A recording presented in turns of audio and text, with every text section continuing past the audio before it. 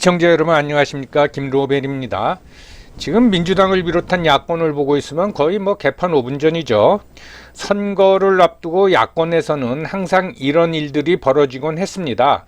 그런데 이번에는 꽤 심각하고 유권자들이 보기에 정말 웃기지도 않는 일들이 벌어지고 있습니다. 제3지대 텐트 운운하면서 합쳤던 탈당 세력들이 11일 만에 다시 갈라섰죠. 그런데 그 와중에 또 국민 세금으로 주는 정치보조금 6억 원을 꿀꺽해버렸습니다. 하여튼 정치인들하고 공무원들은 국민 세금을 자기네 호주머니 돈으로 생각합니다. 나쁜 사람들이죠. 대부분 유권자들은 정당을 보고 투표하기 때문에 그 정당이 누구를 공천하는가에 대해선 그리 큰 관심이 없습니다.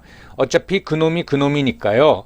그렇지만 후보 선출 과정, 즉 공천 과정에는 관심이 있습니다. 거기서 심각한 내용이 발생하면 그 정당에 실망하게 되고 투표장에 가질 않습니다. 즉 상대 정당을 찍지는 않지만 그냥 기권해 버립니다. 그러면 정당 득표에 마이너스가 되는 거죠. 그걸 민주당 이재명 대표도 알 텐데 왜 이렇게 공천 대란을 일으키고 있는 걸까요? 지금 민주당 공천을 둘러싸고 비명 행사다, 친명 약진이다 하면서 친명과 비명 사이의 내용이 아주 심각한 상황으로 치닫고 있죠. 이거 예전 경우에 비해서 매우 심각한 상황입니다. 민주당 지지자들 중에 저 사람들 왜 저래, 또는 이재명 대표가 너무 심한 거 아니야? 라고 생각하실 분들이 많을 겁니다. 친문계 또는 비명계 민주당 의원들은 이재명 대표가 이렇게 치산수법으로 뒤통수 칠 줄은 몰랐다 하고 분개하고 있지만 이거 다 자신들이 뿌려놓은 씨에 따른 자업자득이고 사필 규정입니다. 저는 민주당 공천이 시작되면 큰 내용이 발생하겠구나 라고 짐작은 하고 있었지만은 그런데 생각보다 심각하네요.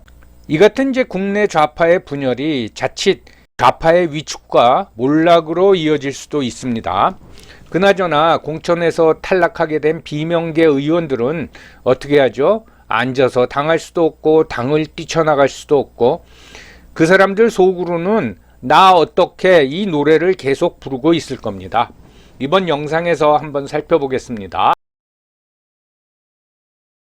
비명 행사, 비명들이 횡사하게 생겼다.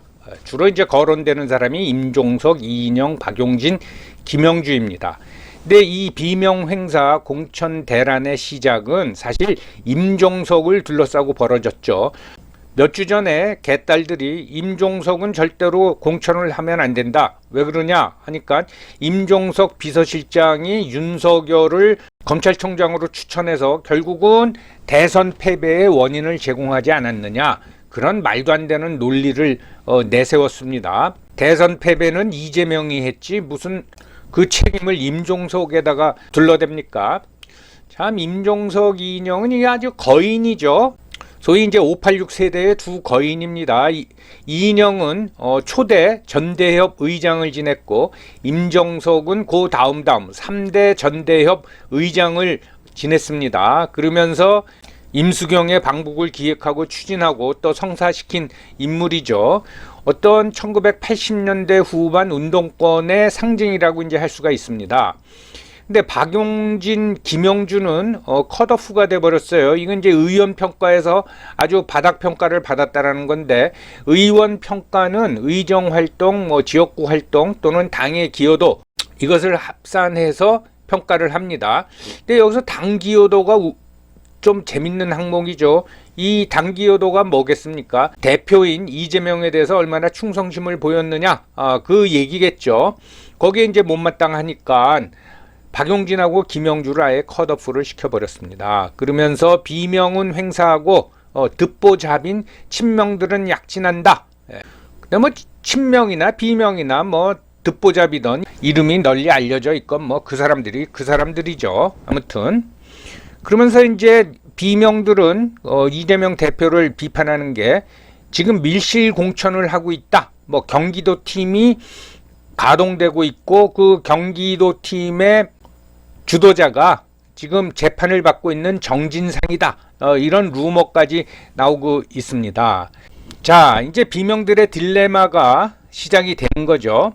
공천을 받을지 안 받을지 모르지만은 또는 아주 열악한 지역구에 공천을 줄지 모르는데 이거 잔류해야 되나 아니면은 탈당을 해야 되냐, 탈당을 해서 신당을 창당하느냐 아니면 이낙연 당에 합류하는가, 이거 가지고 지금 머리가 굉장히 아플 겁니다. 근데 제가 보기에 탈당을 해서 새로운 신당을 창당하기에는 시간이 너무 늦었습니다. 지금 뭐 선거가 50일 앞두고 있는데 어떤 신당 창당으로 돌풍을 일으키기는 좀 힘들 것 같고요. 선거에 아주 임박해 가지고 신당을 창당한 경우는 과거에도 몇 번 있죠. 근데 그게 성공하려면은 적어도 DJ 같은 어떤 카리스마 또는 개인적 지지 기반이 확실한 사람이 주도를 해야 되는데 지금 민주당 비명계 중에는 그런 사람들이 없죠. 그리고 뭐 나가서 신당을 차려도 결국은 노릴 때가 호남인데 호남에서 신당 후보가 당선될 가능성은 거의 없다고 봐야겠죠. 그런데 지금 정치판이 너무 변화가 심해서 아무튼 지켜봐야 합니다. 또 혹은 일부 비명계는 야, 내가 감점을 받아도 경선을 하면은 이기지 않을까, 뭐 그런 계산도 열심히 하고 있을 겁니다. 아무튼 민주당이란 브랜드가 너무 강력하기 때문에, 즉 따뜻한 집이죠. 이걸 뛰쳐나가는 게 그렇게 쉽지 않고, 그렇다고 앉아서 당하기에는 너무 억울하고 엄청난 딜레마에 빠져 있다고 하겠습니다. 비명들이 이렇게 집단적으로 당하게 생겼는데 한마디로 말해서 비명들은 바보들의 대행진을 지금까지 해온 겁니다. 먼저 이제 토사구팽, 당연히 차기 대권을 노리는 이재명 대표 입장에서는 자기의 반대 세력을 다 제거해야겠죠. 그러면서 강력한 친위 세력을 구축하는 게 이제 목표입니다. 여러분, 요번에 4월에 총선이 끝나면은 얼마 안 있다가 민주당 대표를 다시 선출해야 됩니다. 거기에 이재명이 다시 나올 겁니다. 그러고 나서는 2027년에 있을 대선에도 또 나올 겁니다. 요건 제가 예전 영상에서 일찍 예측을 했죠. 그러니 그 과정을 거쳐 가려면은 강력한 친위 세력을 구축해야 되고 비명들은 다 제거해야 되는 거죠. 또 하나 이제 임종석, 이인영 예를 들면은 운동권 서열로 보면은 이재명은 정말 듣보잡입니다. 그런데 이 두 사람은 운동권의 어떤 상징적인 인물이죠. 그러니까 이재명이 상당한 콤플렉스를 가지고 있을 겁니다. 그러니 그 사람들이 이제 빠찌를 다시 다는 거를 원하지 않는 거죠. 그리고 이제 자업자득인데요. 여러분, 개딸들을 보면은 이재명이 보이지 않습니까? 그 개딸들이 그렇게 난리치는 것을 보고 예상을 못했나? 그것도 좀 이해가 안 가는데, 아니 나 같은 사람도 예상을 하는데 민주당이라는 한솥밥을 먹은 그 비명계들이 그렇게 이재명을 잘못 판단했나? 라는 의구심이 듭니다. 그럼에도 불구하고 그렇게 개딸들이 설치는데도 불구하고 설마 하고 나까지 다치겠나 하고 이제 안주하다가 뒤통수를 얻어맞은 거죠. 그러니까 자기네 당대표가 정과범이고 사법 리스크가 엄청난데도 그런 게 있던 말던 나는 그냥 민주당 간판으로 국회의원 배지만 달면 돼. 국가나 국민은 안중에도 이제 없었던 거죠. 그러면서 얼마나 쉴드를 쳐줬습니까? 체포동의안도 다 부결시켜주고 그리고 이재명 거수기 노릇하면서 말도 안 되는 법들을 만장일치로 국회에서 이제 통과시켜주고, 사실 이제 그게 충성이죠. 그런데 이제 뒤통수를 얻어맞았으니까 그게 바로 자업자득이라 이 말입니다. 그때 그냥 체포동의안 부결시키지 말고 통과시켜가지고 감옥에 넣어버렸어야 하는 건데 라고 이제 후회하는 사람들 많을 겁니다. 그러면 이재명 대표는 왜 이러냐, 이런 난리가 날 줄 몰랐냐? 알았겠죠. 무슨 뭐 자기가 대표도 다시 되고 대통령 후보가 되려면 친위 세력으로 민주당을 채워놔야겠다라는 계산도 있지만은 무엇보다도 저는 이재명 대표의 어떤 인성이라고 봅니다. 제가 뭐 이재명 대표를 비판하는 영상을 몇 개 올렸기 때문에 여러분들 관심 있으면은 아마 찾아보시기 바랍니다. 한마디로 말해서 이재명 대표는 집비 몰랍니다. 자기밖에 모르는 사람이에요.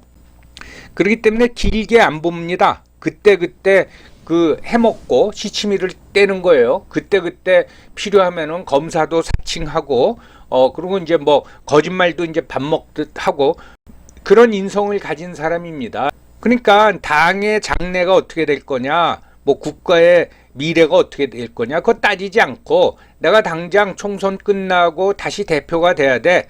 그러면은 비명은 다 제거해 버려야 돼. 예, 이런 계산만 이제 앞서고 있는 거죠. 자기밖에 모르는 사람입니다. 다시 말씀드립니다.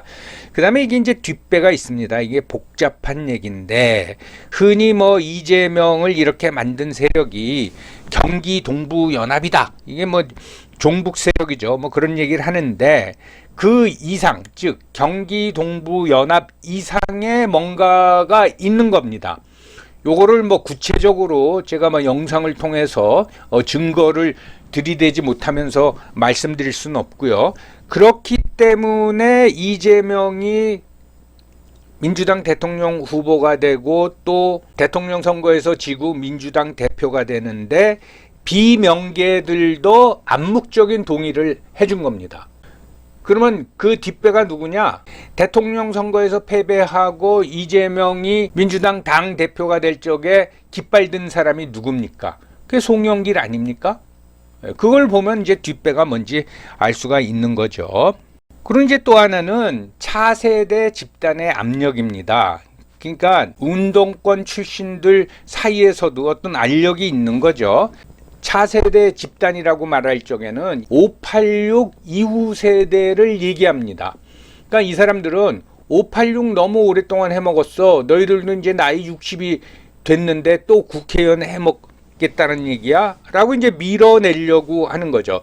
이런 586 세력의 상징적인 인물이 아까도 말씀드렸지만은 1987년에 전대협 1기 의장을 지낸 이인영, 3기 의장을 지낸 임종석입니다. 이거를 제거해야겠다. 그래서 이재명을 둘러싸고 있는 사람들을 보면은 586이 주축이 아닙니다. 586 이후의 세대. 그걸 굳이 말하자면 이제 한총련 세대라고 그러죠. 그 사람들이 이재명을 둘러싸고 있습니다. 그래서 이런 차세대 집단과 586 세력의 갈등이 이번 공천 대란에서 불거져 나왔다. 이렇게 이제 볼 수도 있습니다.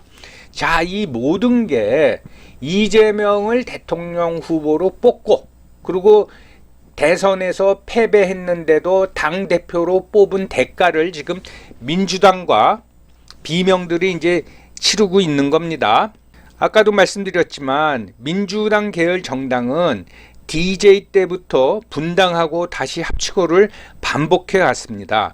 그런데 이번 경우는 과거와는 틀리다라는 거죠. 비명계의 자존심이 너무 심했고 그리고 이제 배신감을 아주 처절하게 느끼고 있을 겁니다. 우리가 그렇게 쉴드를 쳐줘서 너를 감옥 안 가게 막아줬는데 우리를 잘라버려? 예.